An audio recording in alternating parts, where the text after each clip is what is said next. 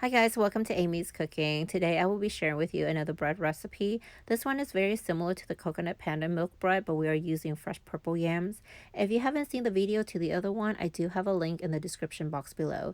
The bread for the two recipe, very similar, very light and fluffy and airy. But for this one, we are adding a homemade purple yam paste that is so creamy and delicious. And let me tell you, they pair just perfect together. The outside layer of this bun has a very airy, light, fluffy texture, but when you bite into the middle, you get a surprise taste of this creamy, delicious, very well balanced purple yam paste. So I really hope that you guys do love this recipe. And please, as always, I truly appreciate your support. So don't forget to like and subscribe to my channel. So for this recipe, you're going to need a couple of these purple yams. They come in different varieties, so just whatever you can find at the store. There's ube, there's also the Hawaiian kind, but any of them will work for my recipe, and I think they all taste amazing. So what I've already done here is I've already peeled them and cleaned them really well, and we're going to go ahead and steam them. So I have an instant pot that I will be using today. It gives me really good texture when I use it, but if you don't have it, that's perfectly fine. Just steam them on the stove until they're soft. If you are using the instant pot, I want you to add about 1.5 cups of water just until the water is right beneath the rim. We don't want the water to touch the purple yams. I'll go ahead and place them in there and we will be cooking them on the manual function. You're going to need about 13 to 15 minutes depending on the size of the yams, and we're going to do quick release. So just make sure that you're very careful with the step. The steam is extremely hot. Look at them. They look so beautiful. The color gets much darker once they are steamed, and that's what's going to give us that beautiful color of these sweet purple yam buns. So remove them and add them to a bowl, and we are going to be breaking them up. So you can use a fork or you can use a spoon, but we just need to break them into smaller pieces. I find that using a potato masher works really well. You don't have to get them extremely tiny, but about like this will work perfectly fine. Once you've done that, go ahead and divide it into two portions. We will be using half of it for the dough, and we're going to be using the other half to make the purple yam paste for the fillings.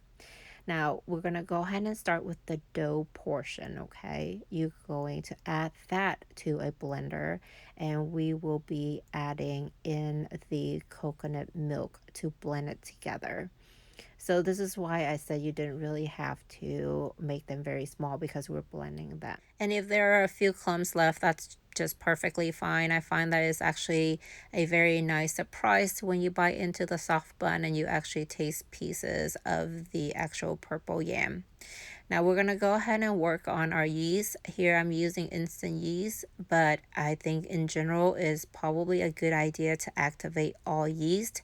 What you'll need to do is warm the milk in the microwave for about 20 seconds. Add in 1 teaspoon of sugar and then mix everything up before adding in your yeast. You do want to give your yeast a quick mix as well to submerge it in the water, and then cover it with plastic wraps and let it rest for about 5 minutes. To know if it's good yeast or not, in about 5 minutes you should have a very thick layer of foam on top of the milk. The foam should be at least about a ½ inch in height. That's how you know that majority of the yeast in that package or that you used are actually active. Sometimes it may say that it's still good and that it's not expired yet, but most of the yeast may not actually be alive. For today's recipe, we will be using bread flour, and I am adding the salt and the sugar to it. You want to give it a quick mix and then make a small well in the middle where we can add in the yeast. Here again, look at this thick layer of yeast formation on top of this milk. That's how you know that it's truly good yeast. If it's not like this, your dough may not rise as well. To it, I have added the egg, the purple yam mixture that we made earlier, and also the melted butter. I'm using a bowl instead of my mixing bowl to kind of mix everything up to show you just a better view from the camera. But at this point, when you have gotten everything into somewhat a clump, you can go ahead and knead by hand, or you can use a KitchenAid mixer or any kind of stand mixer. Now, due to variations in the equipments that you use, I am only going to provide the time and the speed as a reference, but what I really want you to focus on is the way that the dough looks. Now, we're going to start by putting on stir, and we're going to let it go for about a minute until everything is attached to the dough hook. At that point, go ahead and increase the speed to number 2, and we're going to let that go for about 3 minutes. And then we're going to increase the speed to number 4 and let that run for another 2 minutes. At the end of the first 5 minutes, your dough will look very sticky and it's going to be wet because of the temperature that has increased in the dough while you're mixing. It just warms up the dough. At this point, go ahead and clean the bowl up a little bit. Just scrape down the sides of the bowl. And then we're going to go ahead and increase the speed again to number 4 and let it go for another 3 to 4 minutes. At that point, the dough should look like this. And when I mentioned that I want you to actually focus on the way the dough looks, this is probably a better reference than the time.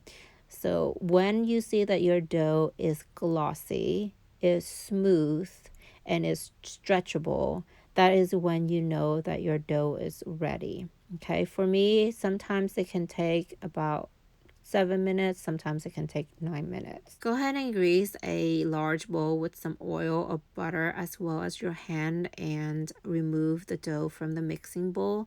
Note how stretchy this dough is. That is the texture that you want at this point of the process.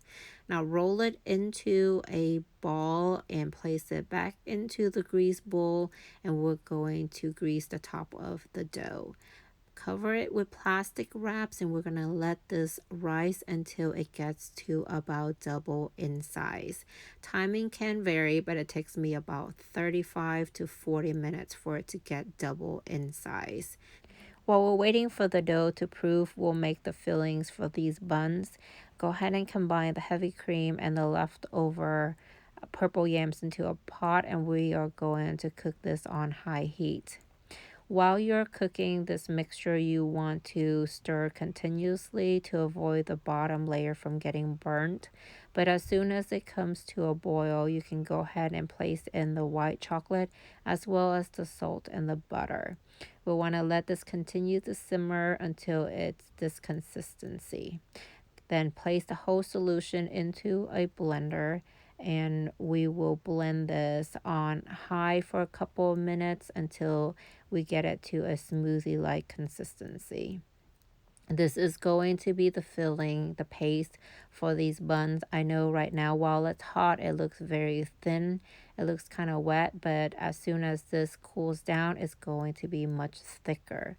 Now place the whole thing in a bowl, and we are going to let it come to room temperature and cool down completely before we fill the buns. Because the dough only takes about 35 to 40 minutes for it to prove, the best thing would be is to cover it with plastic wraps and then place it in the refrigerator. Okay, let's go ahead and start working on our dough. So grease the surface with some oil, butter, and let's take a look at this dough. I've proven this dough for about 40 minutes, and as you can see here, It has a very good rise. This definitely looks more than double in size.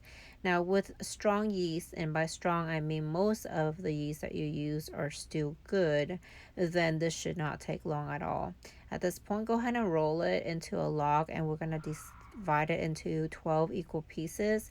It can range anywhere between 75 to 80 grams, just depends on the changes that are made in the recipe, because sometimes the dough could be a little bit wet or it could be a little bit dry, and you'll just have to add a little bit more water or a little bit more flour to it to get it to the consistency that I have in the video. At this point, I need you to go ahead and form them into little balls like this and cover it with plastic wraps, and let it rest there for about 10 to 15 minutes. All this is doing is we're just going to let it relax a little so it's easier for us to work with. While they're resting, go ahead and prepare your baking pan and take out the filling. As you can see here, it's much thicker once it's cooled down completely. So we've got our fillings. The buns have rested for about 15 minutes. At this point, we can go ahead and start placing the fillings in them. You want to use a rolling pin, and you want to flatten out the edges while leaving the middle a little bit thicker. You want to leave the middle thicker because that is where you're going to directly place the filling, and this filling, when it is being baked, is going to get a lot wetter and it's going to boil, and you want a thick enough surface to where it will be able to retain all of that and it doesn't ooze out. I also want to mention that you probably want to go easy on the amount of filling, because this is going to be a very fluffy bun. And if you have a lot of fillings in there, it can possibly kind of cause the bun to be very soggy. So once they all have been filled, go ahead and place them into that grease tray, and we're going to let it rest for about 30 minutes or so. We don't need to rest it for a very long time. Remember, the top of this layer is very thin. In the meantime, while it's resting, we're going to preheat the oven to 320 degrees. So here are the buns after they've been proofed for about 30 minutes. Now you can see how fluffy they are. They really don't need to take a long time to proof because of the filling. The top layer is very thin. Now we want to retain some of that purple color on top to make it look nice instead of browned when you bake it. So add a little bit of powdered sugar to the top. Now you're going to bake these for 22 to 25 minutes depending on your oven, but when you see that it is slightly brown on top, go ahead and remove it. They are super fluffy, guys. So a lot of you have watched the coconut panda milk bread and have requested this version, so you requested and here I deliver.